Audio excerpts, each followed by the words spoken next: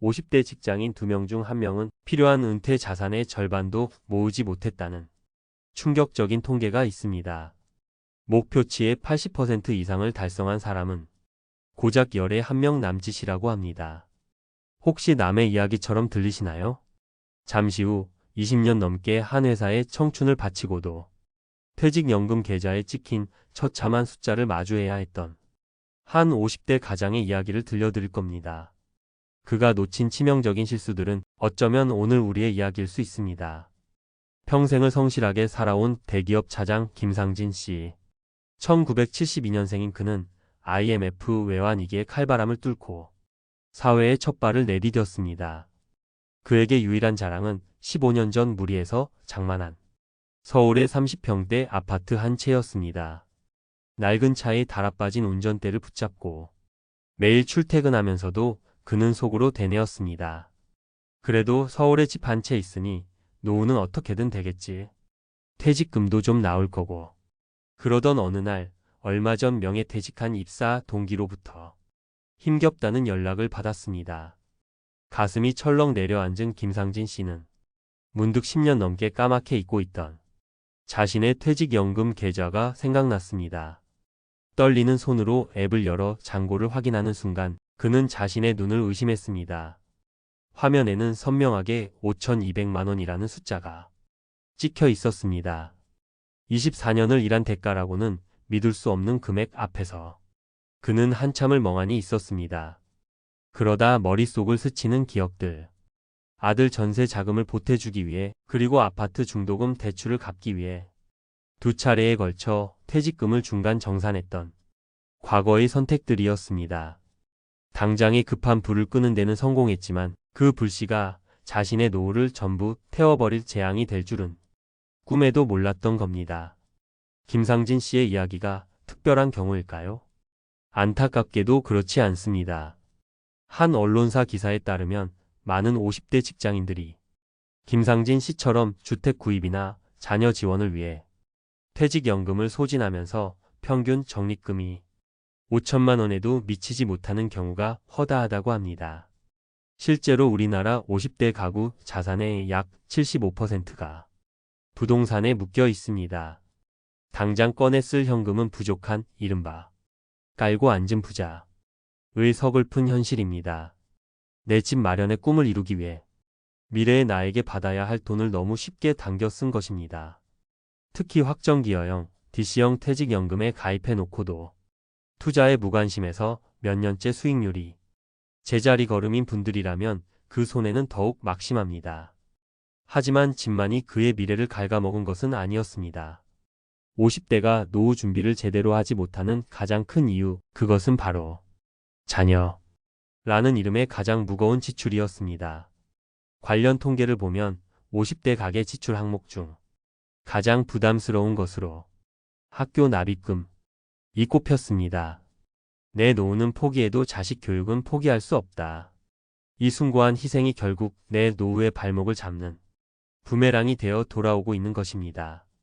여기에 최근에는 더 심각한 문제가 더해졌습니다. 바로 신캥거루족입니다. 대학을 졸업하고 취업까지 시켰는데도 경제적으로 독립하지 못하고 부모에게 손을 벌리는 30에서 40대 자녀들이 늘어나고 있습니다.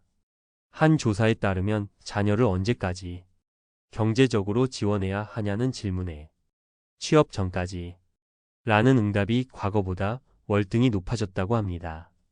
이는 다 키운 줄 알았던 자녀가 부모의 마지막 남은 노후 자금까지 잠식하는 현실을 보여줍니다. 여러분이라면 이 상황에서 어떤 선택을 하셨을 것 같나요? 사실 지금의 50대는 누구도 겪어보지 못한 구조적인 어려움에 직면해 있습니다. 한 방송사의 보도에 따르면 현재 50대에 진입한 70년 대생들은 IMF 외환위기, 글로벌 금융위기, 그리고 코로나 사태까지 주기적인 경제 위기를 온몸으로 맞으며 자산 형성의 결정적 기회를 놓친 첫 세대입니다. 동시에 위로는 연로하신 부모님을 부양해야 하고 아래로는 아직 독립하지 못한 자녀까지 책임져야 하는 이중 케어의 부담에 짓눌려 있습니다. 자신의 노후를 준비해야 할 가장 중요한 시기에 부모와 자식 사이에 끼어 그야말로 노후 준비는 백지 상태 라는 한탄이 나올 수밖에 없는 것입니다. 자, 지금까지 우리는 너무나 아프고 절망적인 현실의 원인들을 살펴봤습니다. 하지만 여기서 주저앉을 수는 없습니다. 지금부터가 진짜 중요합니다. 이 절망적인 상황 속에서 우리가 붙잡아야 할 현실적인 대안은 무엇일까요? 첫 번째 대안은 깔고 앉은 집을 현금 파이프라인으로 바꾸는 것입니다. 자산의 75%를 차지하는 이 부동산을 그냥 깔고만 앉아 있어서는 안 됩니다. 바로 주택연금을 적극적으로 검토해야 합니다. 자식에게 물려줄 집이 없어진다 는 막연한 불안감, 이제는 바꿔 생각해야 합니다. 자식에게 낡은 집 한 채를 물려주는 것보다 짐이 되지 않는 건강하고 독립적인 부모가 되는 것이 훨씬 더 큰 유산입니다. 부부 중 한 분이 만 55세가 넘고 보유주택의 공시가격이 12억 원 이하라면 내 집에 평생 살면서 매달 국가가 보증하는 연금을 받을 수 있습니다. 물론 이 돈만으로 모든 생활이 해결되지는 않을 겁니다. 평균적으로 월 100만 원 초중반의 현금 흐름이 생기지만 이 돈이 국민연금과 결합된다면 최소한의 품위를 지킬 수 있는 든든한 생활 안전판이 되어줄 것입니다. 두 번째 대안은 잠자고 있는 당신의 연금 계좌를 깨우는 것입니다. 50대는 은퇴 준비의 마지막 골든타임입니다. 김상진 씨의 5,200만 원이 끝이 아닙니다. 지금이라도 개인형 퇴직연금 IRP 계좌를 적극 활용해야 합니다.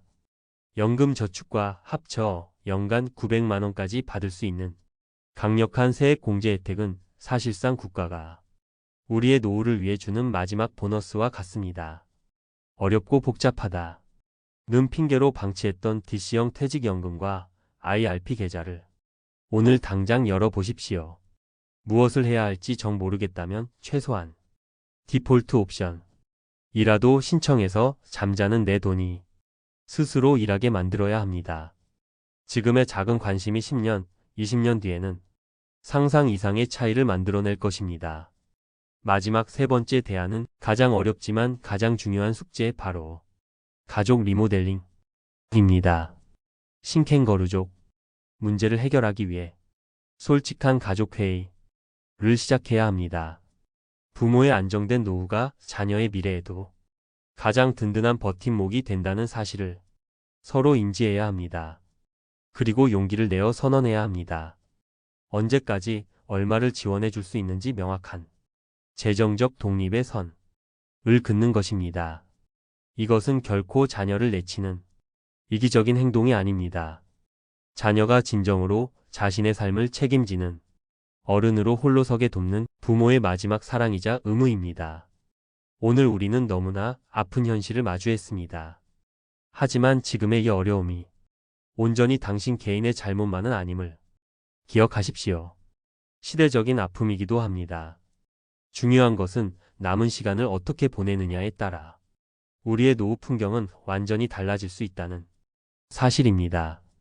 한 은퇴자의 말처럼 절벽에서 떨어지는 심정이 아니라 새로운 인생 후반전을 향해 비상하는 활주로가 될 수 있습니다.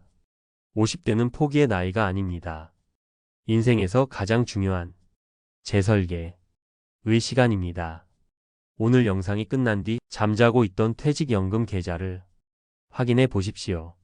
그리고 주택연금 상담을 신청해 보십시오. 마지막으로 사랑하는 자녀와 미래에 대한 진솔한 대화를 시작해 보십시오. 그 작은 행동 하나하나가 모여 당신의 빛나는 후반전을 만들어 갈 것입니다. 오늘 이야기가 마음에 와닿으셨다면 구독과 좋아요로 응원을 부탁드립니다. 그리고 비슷한 고민을 안고 계신 분들이 있다면 댓글을 통해 서로의 생각과 지혜를 나눠주시길 바랍니다. 여러분의 모든 날들을 진심으로 응원하겠습니다.